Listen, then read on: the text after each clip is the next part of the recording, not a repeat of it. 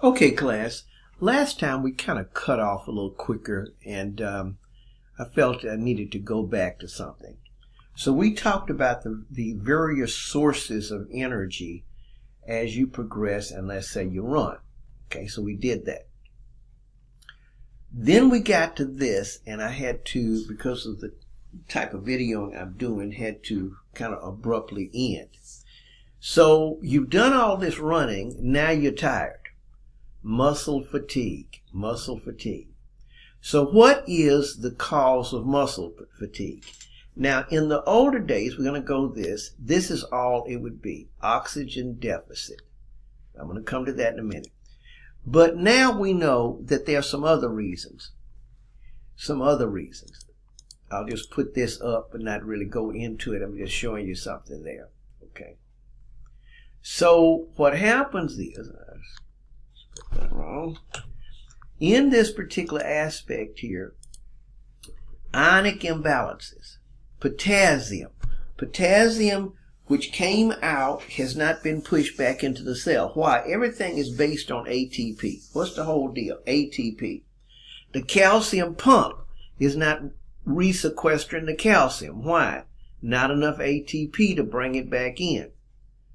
The potassium cannot get pumped back into the cell. Remember the sodium potassium pump. What does it need? ATP.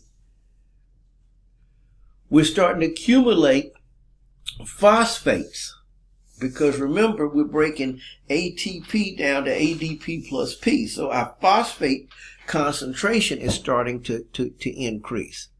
Okay? So prolonged exercises also damages the sarcoplasmic reticulum and interferes with calcium regulation. Now, to just go in a muscle cell to no ATP is highly unlikely, because by that time even your mental ability is gone. So see, tiredness not only, and you know this, tiredness not only is in the muscle itself, it's also in the mental exhaustion that can occur. All right, let's go a little further real quick. Now, this what we call an oxygen debt. Okay, you're running. Let's say you're not a runner. This will make it even easier. But you start running. You say, "Oh, I'm gonna run around the block 3 times." Then when you finish, you're through. You're breathing heavy. Why is that? Okay, this is basically what happens. You only have a certain amount of oxygen coming in. That's number one. Okay, and that's true even for a 26-mile marathoner. And we talk about that in respiratory. It's called what we'll call your velocity max of O2, your V max of O2. How much can you actually bring in? Number two, your muscles don't have if you're not really a long distance runner, you don't have a whole lot of blood vessels in your muscles. See, one of the hardest things to do is to build up those extra blood vessels. That's what we call angiogenesis. So let's say you decide you're going to start running 26 miles. All right, what's going to happen? First of all, it's going to take you a while to build up your respiratory. We'll talk about that in respiratory. Then what's going to happen is you're going to increase your blood amount. We'll talk about that in ENP2. But one of the hardest things to do is angiogenesis. Remember that word? To build extra blood vessels to the muscle cells. Now think about it. If we're dealing with getting oxygen to muscle, and let's say we're looking at a couch potato, which means somebody doesn't run at all, versus a 26-mile marathoner. Now what we're doing is a test called an angiogram, ANP2. Angio means blood vessels. An angiogram is when we do a dye test. This is an x-ray. And inject the dye, and the dye lights up the blood vessels. So what I'm going to do is do that to the couch potato and the long distance runner. And then we're going to take an x-ray of the quadriceps muscle. Now, when we look at the couch potato, he does have a blood supply down there, else his legs, he wouldn't have no legs. But the amount of light up of the blood vessels is very minimal. When we look at the long distance runner, he's got blood vessels everywhere. Now think about it. That means that the couch potato would have, this is just theoretical, hypothetical. Let's say he had 1 blood vessel per 100 skeletal muscle cells. Now that means those 100 skeletal muscle cells are dependent on what? They're dependent on that 1 blood vessel. Now this is hypotheticals. Now here's the long distance runner with a bunch of blood vessels. So he has 1 blood vessel for 5. Now think who's going to get oxygen? The long distance runner. Because only 5 muscle cells are pulling from that blood vessel, whereas in the other 100. And remember what we said, that to get into the good stuff, the long distance stuff, we need to be in the Krebs cycle. To get to the long distance stuff, we needed to be in the Krebs cycle. What did we say it required? Oxygen. Oxygen. Now, I go back to oxygen debt then. Okay, so the person has been running, let's say couch potato, and all of a sudden now, you've used up your ATP, you used up your creatinine, all of this, but you're through. But you still now have to build that stuff back up.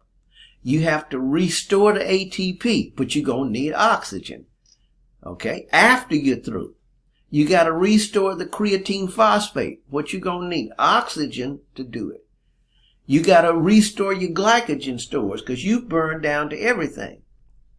See, because you were running, but you really were trying to do it more anaerobically because you couldn't get the oxygen to all them muscle cells.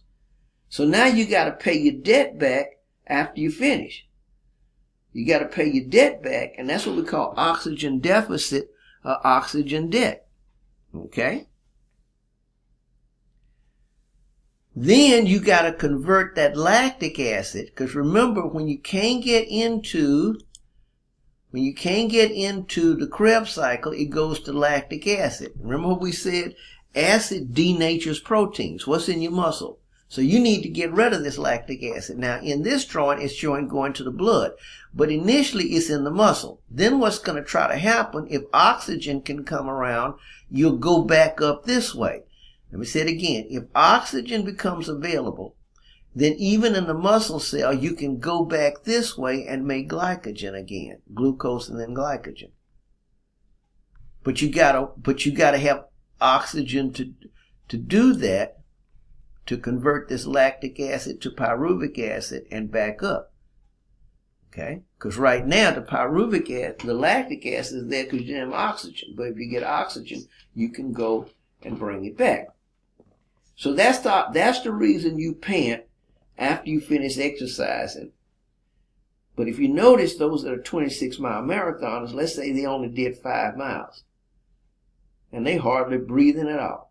But you, on the other hand, that didn't do that kind of stuff, then you're breathing hard and heavy to try to take care of that oxygen debt. So I felt that I needed to go back to this and do that. Now, when it comes to the efficiency of muscle, okay? Now, efficiency, I'm going to come right here, and I'm going to say, I'm going to put a new slide there, and I'm going to say that efficiency equals to output divided by input. All right, what does that mean? How much output are you getting per unit input? Now, and then I'm going to say efficiency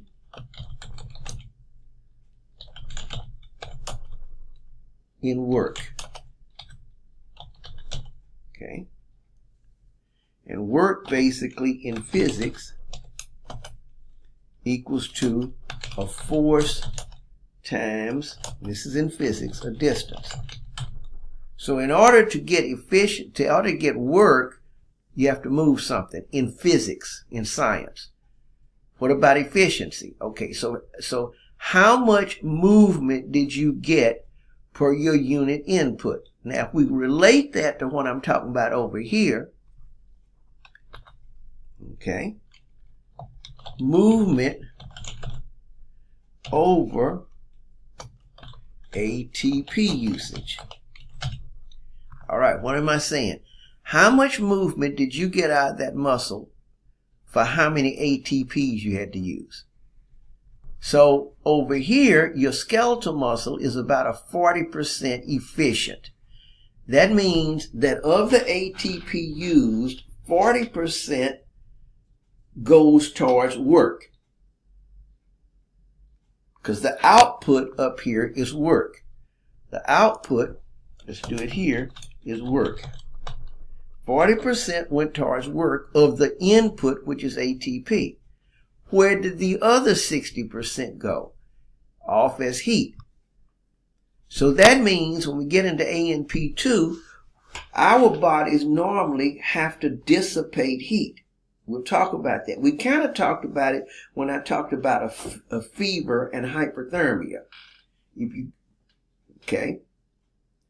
Now, so, but we are, come over here again, since I'm just developing this.